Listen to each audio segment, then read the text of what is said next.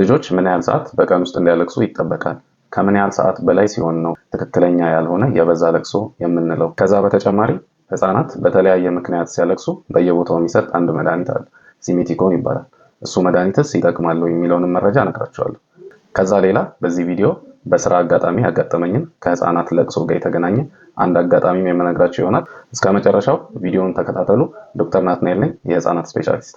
በዚህ ዩቲዩብ ቻናላችን ለወላጆች ጠቃሚ ናቸው የምንላቸውን መረጃዎች የምናጋራ ሲሆን ከዛ በተጨማሪ ደግሞ በተለያየ መንገድ በውስጥ መስመር በቲክቶክም ሆነ በዩቲዩብ ወላጆች የጠየቁንን ጥያቄዎች በግልጽ የምናብራራበት፣ በተቻለን መጠን ምላሽ የምንሰጥበት ቻናላችን ይሆናል።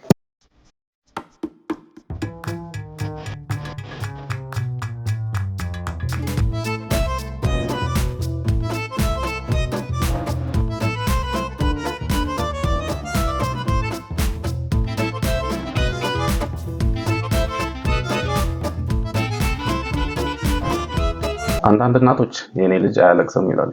አንዳንድ እናቶች ደግሞ ሲቀውጠው ነው የሚያድረው ምንም አልቻልኩም ይላሉ። አንዳንድ ጊዜ ደግሞ ተለቅ ያሉ እናቶቻችን ልጅ ካላለቀሰ ምኑን ልጅ ሆነው የሚሉበትም ጊዜ አለ። ሳያለቅስ ያደገ ልጅ የለም። ለቅሶ እንደምታውቁት የብዙ ህፃናት መግባቢያ ቋንቋቸው ነው። ብዙ ነገሮቻቸውን የሚገልጹበት መንገድ ነው ለቅሶ። ከሁሉ አስቀድሞ ህፃናት እንደሚያለቅሱ መረዳት ያስፈልጋል። የህፃናት ለቅሶ 2-3 ሳምንት ላይ እየጨመረ ሄዶ በጣም ፒክ የሚባለው ወይንም ደግሞ ከፍተኛ የሚባለው ደረጃ ላይ በ6 ሳምንታቸው ወይንም ደግሞ በአንድ ወር ከ15 ቀን እንደሚደርስ ማገናዘብ ያስፈልጋል። የህፃናት ለቅሶ መቼ ነው ኖርማል የምንለው የሚለውን መጀመሪያ ማየት ያስፈልጋል። ህፃናት በቀን ውስጥ እስከ 2 ሰዓት ድረስ ሊያለቅሱ ይችላሉ። ይሄ ኖርማል ነው። ነገር ግን እንደዛም ሆኖ የሚያለቅሱባቸው የተለያዩ ምክንያቶች ሊኖሩ ይችላሉ። አንደኛው ኦቨር ስቲሙሌሽን የምንለው ሊሆን ይችላል። አካባቢያቸው ላይ ያልተመቻቸው ነገር ካለ፣ የማይመቻቸው ድምጾች ካሉ፣ ልብስ ከቆረቆራቸው ሊሆን ይችላል፣ ዳይፐር አልመች ካላቸው፣ እንደዚህ አይነት ነገሮች ህፃናትን ሊያስለቅሷቸው ይችላሉ። ከዛ በተጨማሪ ደግሞ ምግብ ሊሆን ይችላል። መራብ ህፃናትን ከሚያስለቅሱ ነገሮች አንዱ ነው። ስለዚህ ማንኛውም ህፃን መጀመሪያ ሲያለቅስ ምንድን ነው ያጋጠመው? ዳይፐር አልተመቸውም፣ እርቦት ነው፣ አካባቢው ላይ ያልተመቸው ነገር አለው የሚለውን ሁሉም ወላጅ ቼክ የሚያደርገው ነገር ነው። ከዛ በመቀጠል ምንም ነገር ከሌለ ህፃናት እንክብካቤ ወይንም ደግሞ ፍቅር ይፈልጋሉ። ስለዚህ አጠገብ ያለው ወላጅ እናት ወይም አባት ሊሆን ይችላል አንስቶ ማቀፍ፣ ስኪን ቱ ስኪን ኮንታክት የምንለው አለ። ተጋርጎ ወደ ራስ ምቾት እንዲያገኙ ማድረግ ሌላኛው ሁለተኛ መንገድ ነው ማለት ነው። ከዛ ሲያልፍ ግን መቼ ነው ኤክሰሲቭ ክራይንግ የምንለው ወይንም ደግሞ ቅጥ ያጣ የህፃናት ለቅሶ የሚባለው መቼ ነው? ኤክሰሲቭ ክራይንግ የምንለው ኖርማሊ ህፃናት ከሚያለቅሱት ጊዜ መጠን በላይ፣ ከዛ ደግሞ በጣም በጩኸት የሚያለቅሱ ከሆነ ከዚህ በፊት አድርጋችሁ የምታውቁትን ነገር ሁሉ ስታደርጉ አላቋርጥ የሚል አይነት ለቅሶ ካለ ኤክሰሲቭ ክራይንግ ይባላል።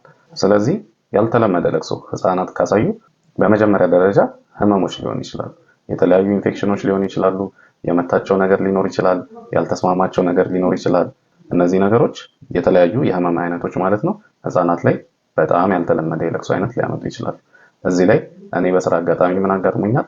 አንድ ህፃን እናት ይዛው ትመጣለች። በጣም ከአቅም በላይ እያለቀሰብኝ ነው ትላለች። ከዛ ማስመለስ አለው፣ ተቅማጥ አለው፣ ትኩሳት አለው። እንደዚህ አይነት ምልክቶችን ስንጠይቃት ምንም እንደሌለው ትነግረናለች። ከዛ ግን ህፃኑን ለመመርመር ካልሲዩም ስናወልቅ የካልሲው ክር ጣቱን ዙሪያውን ይዞት በጣም አድምቶት እንደውም ወደ ውስጥ ገብቶ ወደ እስከ መቁረጥ ደረጃ የደረሰበትን አጋጣሚ ያስታውሳሉ።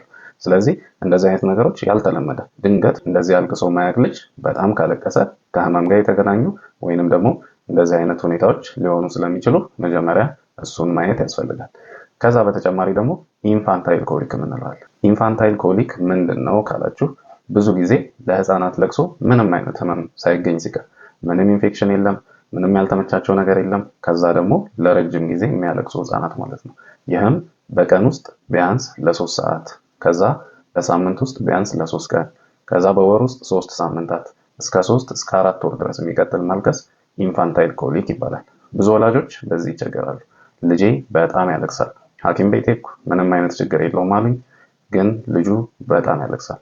ይሄ በጣም ለወላጆች በተለይም አዲስ ለሆኑ ወላጆች ብቻ አይደለም፣ ብዙ ልጅም ላላቸው ወላጆች በጣም ዲስትረሲንግ ወይንም ደግሞ በጣም አስጨናቂ ሊሆን የሚችልበት ጊዜ አለ። ብዙ ወላጆች ይህ በደንብ ግልጽ ስለማይደረግላቸው በጣም የመጨናነቅ ተስፋ የመቁረጥ ሁኔታ ውስጥ ሊገቡ ይችላሉ። ኢንፋንታይል ኮሊክ መጀመሪያ ምንድነው መንስኤው? መንስኤው በውል አይታወቅም። ይሄ ነው የሚባል ሳይንስ የደረሰበት መንስኤ የለም። ግን አንዳንድ ልጆች ላይ ያጋጥማል። ከዛ ደግሞ እስከ 3 እስከ 4 ወር ብዙ የምናደርጋቸው ነገሮች ቢኖሩም እነሱ ሙሉ ለሙሉ ሳያስቆሙት እስከ 3 እስከ 4 ወር ሊቀጥል የሚችል በጣም ከአቅም በላይ የሆነ የህፃናት ማልቀስ ነው ኢንፋንታይል ኮሊክ። ይሄ በጣም ከአቅም በላይ የሆነ ማልቀስ ቤተሰብ ላይ በጣም ብዙ ጫና ይፈጥራል። እንቅልፍ ማጣት፣ መረበሽ፣ አንዳንዴ ዲፕሬሽን፣ ፖስት ፓርታል ዲፕሬሽን የምንለው ወይንም ደግሞ ከወሊድ በኋላ የሚመጣ ዲፕሬሽን፣ የቤተሰብ መበጥበጥ፣ የባልና የሚስት አለመስማማት ሁሉ የሚያመጣበት ጊዜ ሊኖር ይችላል።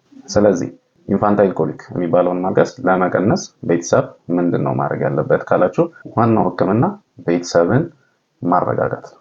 ምክንያቱም እስከ 3 እስከ 4 ወር ድረስ ቀጥሎ ከዛ በኋላ የሚጠፋ የማልቀስ አይነት ነው ብሎ ቤተሰብን በግልጽ መንገር ያስፈልጋል። ከዛ በመቀጠል ቤተሰብን ከማረጋጋት ቀጥሎ ያለው ሁለተኛ ደረጃ ምንድነው? አካባቢ ላይ ህፃናቱን የሚበጠብጥ ነገር አለመኖሩን ማረጋገጥ ነው። የሚተኙበት ክፍል ውስጥ ወጣ ያለ ድምፅ፣ ህፃናትን የሚረብሽ ማንኛውም ነገር ካለ እሱን ማራቅ ነው። ከዛ በተጨማሪ ደግሞ የምንጠቀማቸው መንገዶች አሉ። በተለምዶ የምንጠቀመው ብሹሩሩ አንደኛው ነው። ከዛ በተጨማሪ ደግሞ በእንግሊዝኛው ስዋድሊንግ የምንለው እዚህ ቪዲዮ ላይ እንደምታዩት ልጅን በደንብ መጠቅለል ማልቀስን ከሚከላከሉ መንገዶች አንዱ ነው። ከዛ በተጨማሪ ዋይት ኖይዝ የምንላቸዋል። ዋይት ኖይዞች ያለማቋረጥ ለሚያለቅሱ ህፃናት የተወሰነም ቢሆን መቀነስ እንደሚያሳዩ በጥናት የተረጋገጡ ድምጾች አሉ። እነዚህ ድምጾች ዋይት ኖይዝ ብላችሁ ቤተሰቦች ሰርች ብታደርጉ ዩቱብ ላይ ተጭነው የሚገኙ ድምጾች ናቸው። ከዛ በተጨማሪ ብዙ ጊዜ የሰለጠኑት ዓለሞች ላይ የሚጠቀሟቸው ስትሮለር የምንላቸው ወይንም ደግሞ ልጆችን የሚገፉበት መሳሪያ አለ። እሱም ይህንን ያለማቋረጥ ለቅሶ ለመቀነስ ይጠቅማል። አንዳንዴ ማንቀሳቀስ በመኪና ሊሆን ይችላል ወይንም ደግሞ በዚህ ስትሮለር በምንለው መሳሪያ ማለት ነው። ነገር ግን እዚህ ላይ መጥቀስ የምፈልገው እነዚህ ስቴፖች ሙሉ ለሙሉ ያጠፉታል ማለት ሳይሆን የተወሰነ ግን ሊቀንሱት ይችላሉ ማለት እንደሆነ በደንብ መረዳት ያስፈልጋል። ምክንያቱም ኢንፋንታይል ኮሊክ የምንለው ከልክ በላይ የሆነ መነጫነጭ አንዳንድ ጊዜ ሳይጠፋ ለረጅም ጊዜ እስከ 3 እስከ 4 ወር ሊቀጥል ከዛ በኋላ ግን በራሱ ሊጠፋ ይችላል። በጣም የሚገርማችሁ ፈረንጆች ኢንፋንታይል ኮሊክ በጣም አሳሳቢ መሆኑን ተረድተው ለቤተሰብ ይጠቅማሉ ብለው ያወጧቸው 2 መመሪያዎች አሉ። የመጀመሪያው መመሪያ ቴክ 5 ሴፍቲ ፕላን ፎር ክራይንግ ይባላል። 5 ነጥቦች በዚህ ፕላን ላይ ያስቀመጡ ሲሆን የመጀመሪያው በጣም ህፃናት እየተነጫነጩ ካስቸገሩ ሌላ ጉዳት ላለማድረስ መተኛቸው ላይ ማስቀመጥ፣ ከዛ ከህፃናቱ ሌላ ነገር ከማድረግ ይልቅ መራቅ፣ ከዛ መረጋጋት ነው 3ኛው ስቴፕ። 4ኛው ስቴፕ ደግሞ ጓደኛ፣ ቤተሰብ ወይንም ደግሞ እርዳታ ሊሰጥ የሚችል በአካባቢ ያለ ሰው መጥራት፣ እንዲሁም 5ኛው በደንብ እስከሚረጋጉ ድረስ ወደ ህፃናቱ አለመመለስ ብለው 5 ፕላኖችን ያስቀመጡ ሲሆን ሌላ ደግሞ ከዚሁ ጋር የተያዘ ፐርፕል ክራይንግ የሚሉት ፕሮግራም አላቸው። ይህም ቤተሰብ በጣም ስለሚያለቅሱ ወይንም ደግሞ ኢንፋንታይል ኮሊክ አለባቸው ተብሎ ስለሚታመን ህፃናት ማወቅ ያለባቸው 6 ነጥቦችን የያዘ ነው። ፐርፕል የመጀመሪያዋ ፒክ ኦፍ ክራይንግ የሚሏት ሲሆን በጣም ህፃናት 2 ወራቸው ላይ ወይንም ደግሞ 1 ወር ከ15 ቀን አካባቢ ለቅሶ በጣም እንደሚጨምር ቤተሰብ ይረዳ ነው። ሁለተኛው አንኤክስፔክትድ የሚሏት ነች። አንኤክስፔክትድ ማለት ምንድነው? ለቅሷቸው ሳይጠበቅ ሊመጣ እንደሚችል እንዲሁም ደግሞ ሳይጠበቅ ደግሞ ዝም ሊሉም እንደሚችል ቤተሰብ ይረዳ የሚሉበት ሁለተኛው ነጥብ ነው። 3ኛው አር ነው። አር ሬዚስት ሱዚንግ ወይንም ደግሞ ምንም አይነት ማባበል የህፃናቱን ለቅሶ በተለይ ኢንፋንታይል ኮሊክ ያላቸውን ህፃናት ላያስቆመው እንደሚችል መረዳት ነው። ፒ ፔይንፉል የሚባለው ደግሞ ልክ ህፃናት ሲያለቅሱ ለቤተሰብ በጣም ረባሽ ቢሆንም ህፃናቱ ግን ያን ያህል ፔይን ወይም ህመም እየተሰማቸው እንዳልሆነ ቤተሰብ መረዳት ይኖርበታል። ከዛ በመቀጠል ኤል ነው። ኤል ሎንግ ላስቲንግ ነው። ይህም ማለት ለቅሶ ለረጅም ጊዜ ሊቀጥል እንደሚችል እስከ ሰዓታት ሊደርስ እንደሚችል ቤተሰብ መረዳት ይኖርበታል። የመጨረሻዋ ኢቭኒንግ፣ ይህም ሊመሻሽ አካባቢ ወይንም ደግሞ የምሽቱ መጀመሪያ ላይ ኢንፋንታይል ኮሊክ ያለባቸው ህፃናት ለቅሷቸው ሊብስ እንደሚችል ቤተሰብ እንዲረዳ ያስቀመጧቸው በ6 ምህጻረ ቃል የተቀመጠ ፐርፕል ክራይንግ የሚሉት ነው። መጀመሪያ ስነሳ ስለ ሲሚቲኮን ጠቅሼ ነው የተነሳሁት። ሲሚቲኮን ብዙ ጊዜ ኢንፋንታይል ኮሊክ ላላቸው ወይንም ደግሞ በጣም ለሚያለቅሱ ህፃናት ቁርጠት አላቸው ተብሎ እዚህም እዛም ሲታዘዝ የምናየው መድኃኒት ነው። ነገር ግን ብዙ ጥናቶች እንዳሳዩት ከሆነ ያን ያህል በጣም ለሚነጫነጩ ህፃናት ጥቅም እንደሌለውና ብዙም መለመድ ያለበት መድኃኒት እንዳልሆነ ጥናቶች ያሳያሉ። ስለዚህ ሲሚቲኮንን ዝም ብሎ ከመጠቀም ይልቅ ከዚህ በፊት የጠቀስኳቸውን ህፃናቱ ለቅሷቸው እንዲቀንስ ማድረጊያ መንገዶች መጠቀም የተሻለ ተመራጭ ይሆናል። አመሰግናለሁ። በሌላ ቪዲዮ እስከምንገናኝ ሰላም።